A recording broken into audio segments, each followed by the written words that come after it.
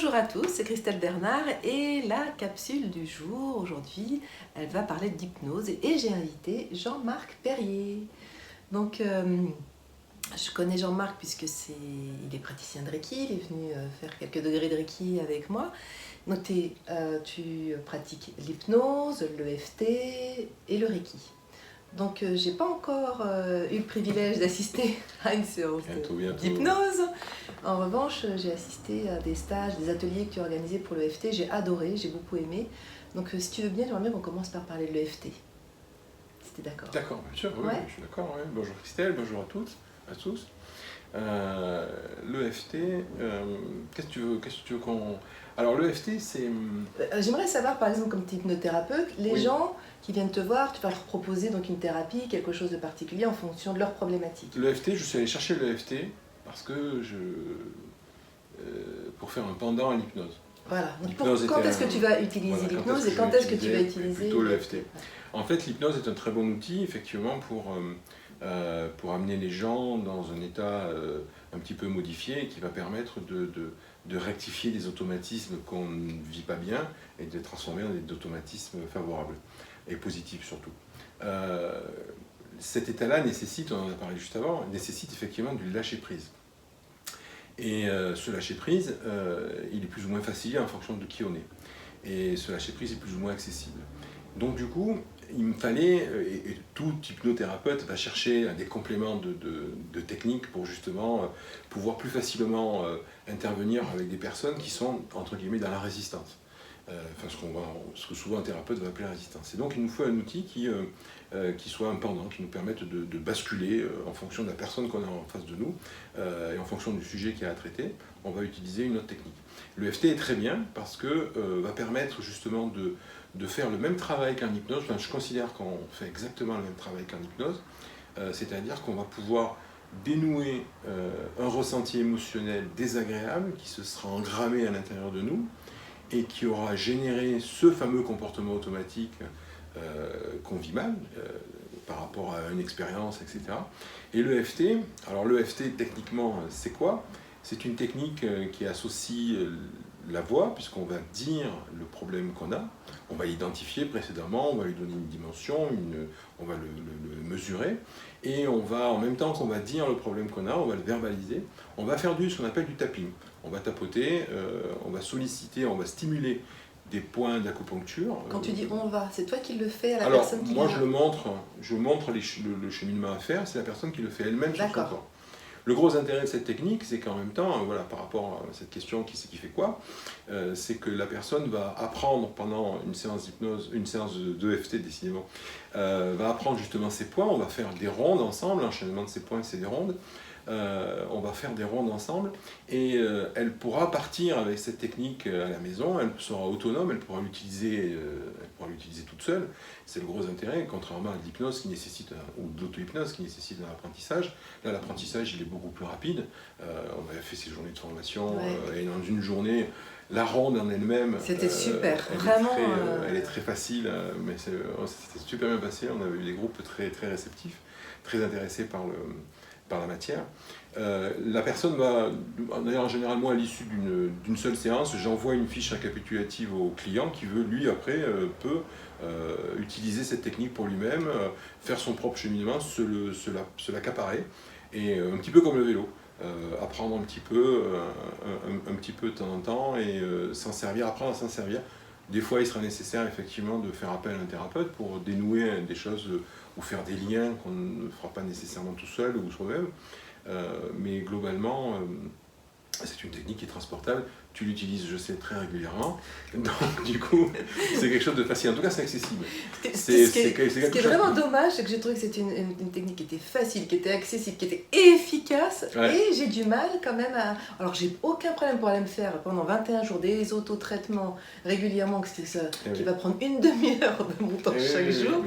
Et j'ai pas le réflexe de... Tu sais, c'est toujours pareil, c'est la boîte d'aspirine qui est dans la pharmacie. J'ai mal à la tête, chérie, j'ai mal à la tête. Ah ouais, ça fait combien de temps que tu as mal à la tête? Ça fait 1 heure que j'ai mal à la tête. T'as pas mal à la tête, parce que tout le monde sait aller chercher un cachet d'aspirine, mais bon, à un moment donné, on a du mal, et moi le premier, je ne cache pas que même si je l'utilise très régulièrement pour moi, l'EFT, il m'arrive, il m'arrive d'identifier un problème, de trouver la phrase qui me pose problème, mais de la garder au frigo pendant facilement 2-3 jours avant de vraiment utiliser l'EFT. Parce que entre guillemets, c'est toujours une démarche un petit peu, pas de chercheur, mais d'expérimentation. Je me dis, mais maintenant que je la sais, la phrase, il suffit que je me la dise, ça suffit. Je peux peut-être la débrancher sans utiliser les points. Et je me rends compte que pendant notre jour, non, ça ne change rien du tout, ça ne marche pas. Effectivement, il faut bien utiliser ces points, et l'association des deux va pouvoir dénouer le problème qu'on avait, désamorcer la charge émotionnelle désagréable qui entretenait ce problème, et nous permettre d'accéder à plus de liberté, à plus de facilité, à vraiment redessiner un petit peu les contours de sa vie, et mettre ses pieds dans le champ des possibles. Parce que c'est souvent les choses qui nous freinent dans le développement personnel. L'hypnose permet d'avancer dans le développement personnel. L'EFT, moi je trouve que c'est un des meilleurs outils pour avancer sur le développement personnel. Souvent la posture qu'a la personne qui veut faire avancer son développement, qui veut développer ses capacités, etc., elle pense qu'elle a besoin d'accéder, d'apprendre des nouvelles capacités, des nouvelles qualités. Elle doit acquérir quelque chose. Alors qu'en fait, on a tous ces capacités. Ça, on l'a toujours entendu. Vous avez toutes les capacités à l'intérieur de vous, tout plein de ressources. On y croit d'ailleurs, on n'y croit quasiment pas. Oui. C'est tellement énorme que je dis, mais non, c'est pas possible. Mais c'est vrai. Et en fait, c'est vrai, les capacités, on les a. Simplement, à un moment donné, on n'y a pas accès. Notre inconscient nous a fermé cet accès parce qu'on a vécu peut-être une expérience désagréable, où du coup, l'utilisation de cette capacité-là peut faire courir un risque. Et donc du coup, on ne fait pas. On n'a plus accès. Et on a un frein, une barrière. Et des choses comme ça, notre inconscient va vivre, de toute façon, entre le moment où on est né et aujourd'hui, on va vivre plein de moments, plein d'expériences. Et dès qu'on va en découvrir une, qu'on va vivre de façon désagréable, notre inconscient va le mettre dans sa base de données, et ça va être toujours cette référence-là, par rapport à cette référence-là, dans ce qu'on vit, il va faire un lien, il va regarder à quoi ça ressemble, et il va nous envoyer ou il va nous empêcher. Donc il est important, dans ce développement personnel, d'aller plutôt chercher les problèmes qu'on a vécus, les mauvaises expériences, les moments où on a appris quelque part que c'était pas une bonne expérience. Papa il me regardait et dit « Oh là là !» ou « Maman » ou « Il se passe ceci » ou « On se moque de moi » ou « Ce jour-là on m'a volé », bref, on m'a jugé, on m'a critiqué, voilà. Eh bien, c'est en apaisant ces moments-là qu'on va remettre notre base, notre référentiel à jour, et on va permettre à notre inconscient, quand il va faire le lien avec une expérience qu'on vit aujourd'hui, parce qu'il va dire « Oh, ça ressemble à ça », il va aller dans le passé, il va dire « Ah, non mais c'est ok, c'est bon ». Et donc du coup, dans notre corps, on aura toute la facilité de faire ce qu'on a à faire, on n'aura pas ces sensations qui nous diront que non, c'est pas possible, on n'y arrivera pas, on va se planter, on va se tromper, on n'est pas à la hauteur, de toute façon ça va pas marcher, tout le monde s'en fout, je suis pas intéressante, etc., etc. Ce sont ces sensations-là qui sont des freins. Ces freins viennent de cette époque-là, viennent de ces expériences-là. Ton travail, c'est justement d'aller remonter jusqu'à la source travail, c'est du blocage. Voilà, c'est d'identifier le blocage premier pour pouvoir le libérer. Que ce soit en hypnose ou en EFT. Hypnose ou en EFT. D'accord, ok. L'EFT est très spécifique. Enfin, l'EFT, personnellement, je l'utilise de façon très spécifique. Il n'est pas spécialement très spécifique, mais moi, je l'utilise de façon très spécifique, partant du principe, comme je le dis en formation, que le problème qu'on a rencontré à un moment donné, ou qu'on vit en tout cas, c'est comme un arbre. Il y a un tronc et il y a des branches. Moi, c'est vrai que j'ai une approche qui est tournée sur l'identification du tronc, c'est-à-dire vraiment le problème principal, le problème originel, la façon qu'on a eu de vivre ce qu'on a vécu dans ce moment-là, ce qu'on s'en est dit, et qui depuis d'ailleurs on se le répète, et on peut très bien, c'est pour ça que je dis que c'est pas très spécifique l'EFT peut très bien rentrer par les branches, on peut très bien commencer par une formulation qui n'est pas aussi moi ça m'avait spécifique. marqué quand j'avais fait un exercice justement où je partais juste sur l'expérience que j'étais en train de vivre là, sans aller chercher l'origine, et au fur et à mesure je le faisais, voilà. Naturellement en faisant l'exercice. Donc ça m'avait quand même bluffé. Il m'est arrivé d'utiliser l'EFT en disant je ne sais pas. Je ne sais pas pourquoi. Ouais. C'est-à-dire, et c'est ça qui m'avait plu en fait. On va servir de cette détente, Tu sais, je dis souvent cette technique-là, quand on va l'utiliser comme ça, en disant je sais pas. Je sais pas pourquoi je mange trop, je sais pas pourquoi ceci m'énerve, etc. Et je vais faire des rondes en disant mais je sais pas pourquoi, je sais pas pourquoi, je sais pas pourquoi. Et bien cette séquence-là, elle va faire ce qu'apporte, tu sais quand tu cherches, tu sais tu as un mot sur le bout de la langue. Voilà. Merci. Tu as un mot sur le bout de la langue et tu n'arrives pas à le retrouver. Si tu cherches, tu continues à chercher avec ta conscience, alors, en général ça va t'énerver, ça va bloquer. La fameuse conscience qui bloque justement les choses beaucoup plus simples, eh ben on va pas y arriver. Il suffit de faire autre chose, d'avoir son esprit un petit peu ailleurs, pour que de coup, ah ça y est, voilà, le truc là, voilà, ça va revenir. Eh ben, cette séquence-là, de dire je ne sais pas, et donc être en paix avec le fait de ne pas savoir, on a le droit de ne pas savoir, eh bien va permettre l'émergence d'une image, d'une façon de dire la chose différemment, et souvent plus pertinente.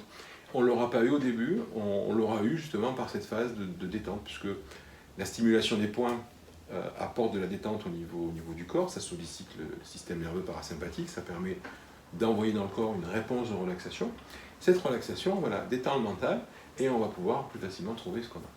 Donc c'est une technique à prendre en main et puis surtout à s'approprier, pour pouvoir après être totalement libre et indépendant, déjà travailler sur des choses qu'on peut... Donc toi tu vas utiliser le FT pour des personnes que tu vas sentir qui vont être assez autonomes pour pouvoir le pratiquer quand même. Des gens qui sont intéressés. Oui. Des gens qui sont intéressés par acquérir un outil pour leur propre développement personnel. Ouais. Ça va, autant en séance on peut avoir de façon générale deux typologies. Tu as des gens qui ont vraiment besoin d'être accompagnés et ne se sentent pas de le faire d'elles-mêmes, de faire des choix ou de prendre des chemins tout seul. Autant il y a des personnes qui ont déjà avancé sur le chemin de la compréhension de leurs problèmes et il leur manque juste quelque chose pour pouvoir le dénouer et continuer après avec un nouvel outil qui pourra les aider à leur rythme à eux, quoi. Donc en fait on va s'en servir comme ça. Je m'en sers aussi par rapport à certaines problématiques très spécifiques. Par exemple sur des phobies ou certains comportements, des peurs, des angoisses, du stress. Je vais utiliser le FT, ça sera beaucoup plus simple, pour moi beaucoup plus durable. Parce que déjà on travaille, comme tu dis, sur le système parasympathique, donc automatiquement on active quand même ce calme. Voilà, tout à fait, on va apaiser ce calme et surtout on va se servir de ce calme pour supprimer la peur qu'on a. Oui, parce que dans le stress, c'est souvent une peur, même si c'est pas notre vie qu'on remet en jeu. Notre système de survie, lui, il n'analyse pas de la même manière, et donc il considère qu'il y a quelque chose à faire. Et cet apaisement va permettre d'étouffer cette peur. Et on va pouvoir, du coup, être beaucoup plus libre. D'accord. On va l'utiliser il y a des sujets sur lesquels je ne l'utilise pas. Parce que je préfère le travail en hypnose, sur, par exemple tout ce qui est deuil, séparation, pardon. Je vais pas l'utiliser parce que je trouve que l'hypnose offre plus, c'est peut-être ma zone de confort à moi, je pense que, mais en tout cas va pouvoir de façon beaucoup plus imagée, beaucoup plus large, avoir un effet beaucoup plus, pour moi plus efficace, entre guillemets. Ça évitera on peut faire le deuil, on peut faire le pardon d'une... Je ne savais pas que les gens ils allaient consulter un hypnothérapeute pour les deuils, pour le pardon et tout ça. Tu sais, moi récemment j'ai eu une jeune femme qui a dû faire une interruption tardive de grossesse à 5-6 mois. Et bien on l'a fait en mixte, en EFT et en hypnose. On s'est servi de l'hypnose pour faire le deuil de ce petit enfant et on a travaillé en EFT sur les choses qu'elle pouvait se reprocher elle, qui peuvent être des choses toutes simples, toutes naturelles, comme dire voilà, je ne suis pas capable d'avoir des enfants, je ne suis pas capable d'avoir mené ça à terme, se rendre coupable des choses qui se sont passées. D'accord. Donc là tu mixtes les deux. Je mixe les deux, c'est-à-dire on a fait un travail de deuil sur le nourrisson et puis on a nettoyé la culpabilité. J'utilise beaucoup l'EFT pour nettoyer la culpabilité. Je trouve que c'est quelque chose qui n'est pas toujours simple en hypnose, mais en EFT c'est hyper facile, c'est très direct. Et par rapport aux addictions, parce que je pense que moi dans ma tête on va consulter un hypnothérapeute pour une addiction. Moi j'ai pas d'addiction, c'est pour ça que je... Non, moi non plus. C'est pour ça que j'ai pas encore consulté. Ça se voit pas d'ailleurs, aucune addiction. Aucune addiction, donc voilà. Et pour moi on allait consulter un hypnothérapeute pour les addictions. J'avais cette idée-là en tête, alors qu'a priori pas du tout. Ça peut être vraiment pour une thérapie, pour les angoisses aussi. Oui, ça par contre, oui, quand même pour les angoisses, des choses comme ça. Une addiction, alors une addiction, ça reste, pour finir sur l'addiction, tout comportement qu'on ne contrôle pas, ça va jusqu'à un sujet que tu connais bien, enfin pas toi mais ta fille, se ranger les ongles, c'est un comportement complètement inconscient. C'est une réponse à quelque chose. Je vis émotionnellement une problématique plus ou moins importante, et mon inconscient a mis en face une solution qui me permet de vivre ça autrement. Ça peut être des comportements compulsifs, ça peut être effectivement, comme on dit, une addiction, ça peut être, restons sur l'addiction, c'est une réponse. En fait, si on regarde bien, si on veut supprimer l'addiction, on va supprimer une solution. Comme par rapport même de la cigarette, c'est la même chose, on va parler de la cigarette. La cigarette, c'est vécu comme étant un problème. Boire de l'alcool, c'est vécu comme un problème. Jouer au jeu d'argent, c'est vécu comme un problème. Consulter la voyance, c'est vécu comme un problème. Manger, etc., etc. Mais c'est une solution.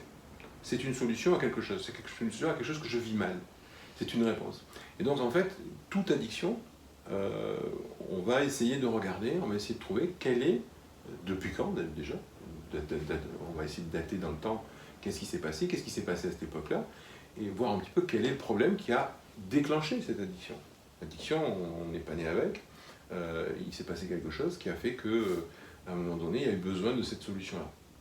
Et il n'y a pas de remède miracle, il y a juste à un moment donné, j'ai beaucoup aimé cette phrase que j'ai trouvée récemment sur un livre de psychologie cognitive. Ils disent nous sommes la combinaison unique d'événements multiples. Et ces addictions sont des réponses uniques à quelque chose qui nous est arrivé à nous. Il n'y a pas forcément une raison qui a créé, non. Il peut y avoir plein de petites choses qui... Alors après, on peut avoir des généralités, mais il n'empêche qu'on peut très bien trouver dans un comportement de grignotage, une autre addiction, n'importe laquelle, on peut très bien trouver des raisons différentes, des causes, des effets déclencheurs complètement différents d'une personne à une autre. Okay. Même si on peut avoir des ensembles, on va retrouver pour certaines personnes, on va pouvoir trouver la solution plus facilement parce qu'elles le sont dans une réponse assez générale. Mais on peut très bien avoir des... Et donc les personnes qui te consultent avec quelle demande en règle générale? En général, ils rentrent avec un symptôme, un problème. Ouais. Tu veux savoir quoi, les thèmes? Oui, les thèmes en fait, pour indiquer aux gens. Moi, par exemple, moi dans ma tête, j'étais bloquée sur addiction, on va voir un hypnothérapeute, c'est pour une addiction, donc je vais pas voir un hypnothérapeute. On va avoir le stress, on va avoir l'anxiété, l'angoisse, on va avoir la cigarette, effectivement, on va avoir aussi les addictions, on va avoir le comportement alimentaire.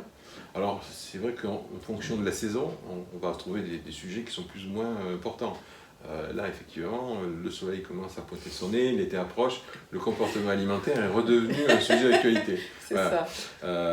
On va trouver, on dit des addictions, on peut avoir aussi des choses, on peut avoir des douleurs, on peut avoir des douleurs physiques, des douleurs physiques, bien sûr, qui viennent voir si, c'est toujours pareil, ils ont, en général, la personne, quand elle vient nous voir, elle a eu un parcours où elle a essayé plein d'autres techniques. Même des fois, en particulier au niveau des douleurs, on a pu avoir un médecin généraliste, un médecin spécialisé, on peut avoir un ostéo, et tous sont d'accord pour dire que ils ne savent pas pourquoi. Au niveau des muscles, des tendons, des nerfs, il n'y a pas de raison que, mais en attendant, le truc il est là. Et bien effectivement, cette personne va se tourner vers des techniques un peu moins conventionnelles pour essayer de trouver une solution, et l'hypnose ou l'EFT peut faire partie des réponses qui leur permettront d'aller mieux. Oui. Donc on a... C'est un panel assez large. Et puis on peut avoir des sujets de consultation qui sont extrêmement divers et variés, qui sont jusqu'à des comportements sexuels qui sont très atypiques, qui n'ont rien de général, qui n'ont rien de... qui sont vraiment très spécifiques. Qui pensent être anormaux et qui veulent... Et du coup, ils vivent une dualité, ces personnes-là vivent une dualité, c'est-à-dire que... Moi, j'ai vu des gendarmes qui vivaient très mal un comportement qui les amenait qui l'amenait, parce que c'est pas pas une brigade, c'était un seul, qui l'amenait à avoir un certain comportement d'addiction aux sites de rencontres, etc. Et il vivait mal cette dualité de représentant de la loi, Oui, de l'ordre, d'accord, etc. Et d'avoir à côté de ça un comportement qu'il ne maîtrisait absolument pas et pour lequel il était naturellement très critique. Et vivre ça comme une maladie honteuse, quoi. Donc on peut vraiment avoir de tout, quoi. D'accord, ok, donc c'est très large. Donc, ah oui, c'est très atypique. J'ai vu une personne qui m'avait consulté parce qu'elle dormait 2 heures par nuit depuis qu'elle était enfant. Ah là là là là. Ouais, ouais. Et Ok. donc c'est vraiment très atypique et c'est pas quelque chose que des fois on se retrouve dans des situations où on nous a pas appris à l'école. Oui, d'accord. Mais par contre, une fois qu'on a compris comment l'inconscient peut générer des choses, au vu de quoi, en partant de quoi, et comment il peut aussi les transformer, comment est-ce qu'on peut les transformer, l'hypnose ou l'EFT vont nous permettre de toute façon dans les deux cas d'agir au travers de notre imagerie, parce que dans l'EFT on parle. Tiens, on ne fait pas d'image. Oui, mais quand je parle, ça crée des images. Si je dis 7, voiture rouge, sapin de Noël, carré bleu et rond vert, allez, tout le monde a eu ces images qui se sont créées. Donc, en parlant, on va créer ces fameuses images. Donc, on va être comme dans l'hypnose, on va être dans quelque chose qui va faire appel à notre imagerie. Cette imagerie mentale va nous amener à vivre des émotions. Et au travers de ce mix d'imagerie et d'émotion, c'est comme ça qu'on transforme cette fameuse base de données, ce référentiel émotionnel qu'a notre inconscient, pour nous préserver de ce qui est devant nous. Et donc, l'un comme l'autre, on va utiliser image, on va utiliser émotion, et on va soit débrancher une émotion désagréable en la remplaçant par une émotion agréable. C'est ça, on va remplacer, tu remplaces dans ta pratique. En EFT, c'est ça. Okay. En EFT, on prend le ressenti désagréable, on le noie dans quelque chose de complètement apaisé, dans cette fameuse réponse de relaxation. Et du coup, cette image qui était scotchée à quelque chose de désagréable, ben on enlève ce ressenti, cette gommette quelque part, cette indication, ce tag émotionnel désagréable, on l'enlève et on y met cette bonne réponse de relaxation. Et à partir de là, ça va continuer. Et c'est tout l'intérêt de l'EFT, c'est que les changements qu'on va faire, on va les faire pour toujours. Je mets des guillemets parce que la technique date de 95, donc on n'a pas 100 ans, de recul, mais en général, ce qui change, parce que on est rentré on est dans le même automatisme que l'inconscient qui avait une action, une émotion. On enlève cette émotion, on en met une autre, et avec ça, on va pouvoir repartir. D'accord. Et par rapport à l'hypnose, je reviens sur l'hypnose, il existe plusieurs formes d'hypnose, ericksonienne. Donc toi, l'hypnose que tu pratiques, c'est... Moi, c'est de l'hypnose qui est l'hypnose ericksonienne. D'accord. Il existe effectivement l'hypnose humaniste, par exemple. On entend parler d'hypnose humaniste. L'hypnose régressive, non, il y a l'hypnose spirituelle, voilà, c'est ça. L'hypnose spirituelle va effectivement se proposer de remonter dans des vies antérieures. C'est pas ce que tu fais, toi? Non, c'est pas mon univers. c'est pas mon univers, même si ça donne de bons résultats et puis surtout ça apporte aux personnes qui vivent ces expériences-là. Après, on va avoir des hypnoses qui sont beaucoup plus, ou plutôt beaucoup moins formalisées, c'est-à-dire qu'on est dans des états de suggestibilité, mais pour lesquels on ne va pas nécessairement ressentir la relaxation, la détente, etc. Et là, on va parler de PNL, qui est rien d'autre que de l'hypnose. Simplement, en France, ça rassure tout le monde de dire que la PNL, c'est de la PNL, et l'hypnose, c'est de l'hypnose. Voilà. Donc, on rentre dans l'entreprise en parlant de PNL, on ne parle surtout pas d'hypnose, on ne rentre pas, on va sur le parking. Mais la PNL, faut avoir à l'esprit que la PNL a été créée au travers de l'observation qu'ont fait Richard Bandler et John Grinder, de Milton Erickson, entre autres. Mais à 80%, c'est issu de l'observation de Milton Erickson, qui était considéré à l'époque comme un magicien. Et ces deux personnes ont été des gens férus de mathématiques et l'autre de cybernétique. En bon américain, se sont dit, si lui y arrive, tout le monde peut y arriver. Il n'y a pas de raison. Il suffit juste de comprendre ce qu'il fait, comment il le fait, quels sont les mécanismes qu'il enclenche, etc. Et ils ont créé donc la PNL au travers de protocoles beaucoup plus rapide, beaucoup plus Tu simple. utilises toi aussi la PNL? Il m'arrive bien sûr d'utiliser la PNL. En Oui. entreprise, tu travailles en entreprise quelquefois? Alors en entreprise, j'utilise pas. J'ai utilisé récemment aussi. J'ai Ouais. amené les personnes à utiliser des ancrages PNL pour Mhm. justement qu'elles puissent s'apporter un état ressource quand elles avaient besoin de se projeter dans justement des situations où elles auraient besoin de cet état ressource. Leur apprendre en fait juste à créer déjà un ancrage. Un ancrage, c'est un ancrage kinesthétique. Ça pourrait être un ancrage olfactif avec un parfum, ça pourrait être visuel, auditif, etc. D'accord. Et j'aimerais savoir si tu pratiques le Reiki. Alors, Devant la caméra. Figure-toi Parce que je sais que tu as vendu ta table il y a voilà, pas longtemps. alors justement, voilà, je le pratiquais jusqu'à il y a peu. Oui. J'ai déménagé il n'y a pas longtemps, donc depuis le début du mois de mai. Et dans cet espace-là, je dis que non. Et puis, c'était pas une technique de toute façon qui te... Si, je trouve que c'était intéressant, mais par contre, c'est vrai que c'est pas une technique qui, pour moi, apporte du changement définitif et durable, ça allait en complément au début de ma pratique de mon installation. Au bout d'un moment, j'ai trouvé le EFT, je pense qu'il y a d'autres choses encore intéressantes, mais j'ai fait un choix et puis je ne peux pas non plus trop... Et puis au bout d'un moment, c'est malheureux de dire ça, mais je ne me sentais pas spécialement légitime dans l'univers du Reiki pour pouvoir proposer... voilà. Ça nécessite... Je pense que le Reiki nécessite d'y être...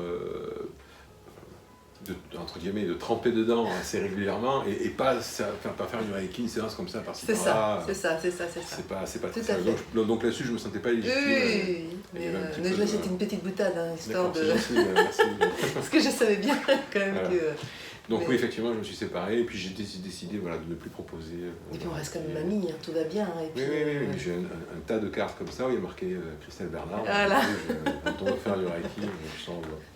Ok, voilà. super. Tu voulais rajouter autre chose, Jean-Marc? Non, mais je te remercie de m'avoir permis d'être là aujourd'hui, de m'accueillir et puis voilà, puis de parler un petit peu d'hypnose. Oui, je trouve que c'était important parce qu'on a des fois une fausse idée de pourquoi aller voir un hypnothérapeute et tout ça, on ne sait pas forcément pourquoi. Alors, ce qu'il faut essayer de garder à l'esprit, c'est que c'est une technique qui permet de se libérer de freins, de barrières, qui n'a rien à voir avec le spectacle. On n'utilise pas du tout les mêmes... oui, c'est ça aussi, parce qu'on a une idée aussi. On n'utilise pas de la même manière. C'est beaucoup moins directif, ça a moins d'emprise qu'on utilise en cabinet. On amène les personnes à se sentir à l'aise et à lâcher prise pour les amener au changement. Mais même si c'est une technique, on a vu à la télé que ça se faisait comme ça, c'est une thérapie brève, c'est-à-dire que c'est pas immédiat, ça va plus vite que d'autres techniques. Et puis, c'est en cela que l'hypnose est intéressante, parce qu'on va pouvoir faire un cheminement vers du mieux-être, régler des choses qu'on veut régler, on va les régler un peu plus vite. Se dire que ça ne va peut-être pas se régler en une seule séance. Et la première séance est, je pense, de toute façon obligatoire pour au moins savoir avec qui, comment fonctionne la personne, si on se sent bien, si on se sent à l'aise, si on se sent en sécurité, on doit au moins en faire une pour ça. Après, la technique, comme je disais à Christelle avant de faire cette vidéo, ça reste une technique. Elle peut être utilisée de façon différente en fonction de qui est le thérapeute. Elle peut être reçue d'une façon différente en fonction de qui est le client. Et que l'alliance thérapeutique, comme on dit, elle vient de cette association, de ce contact qu'on a, de ce rapport qui se crée ou pas. Et il est important qu'il existe. Donc la technique en elle-même est très intéressante. Il suffit juste de trouver la personne avec qui on veut travailler ça, on veut utiliser cette technique pour mieux être. Donc tu as un site internet, Jean-Marc? J'ai un site internet qui est facile à retenir, c'est jm-hypnose.fr. Je pense que tu me mettras bien sur la vidéo. Voilà. Bien sûr. On peut me trouver sur Doctolib aussi, et je consulte actuellement à Bussy-Saint-Georges, juste à côté de la gare RER. Oui, donc c'est pratique, même pour les Parisiens. Pour les Parisiens, pour tous ceux qui ont l'habitude de prendre le RER. Super, merci beaucoup Merci à toi. Jean-Marc d'avoir accordé un petit peu de temps pour cette vidéo parce que je sais que tu es très très débordé comme moi. C'était avec plaisir. Voilà, donc merci beaucoup et donc je vous encourage vivement si... Alors pas pour expérimenter parce que c'est pas drôle d'aller expérimenter juste une séance, mais... Alors ouais, je ne voilà. conseille pas... Mais si vous avez des choses que vous voulez traiter par l'hypnose, je pense qu'il peut y avoir vraiment... Et puis voilà, je vous recommande Jean-Marc vraiment à 100%.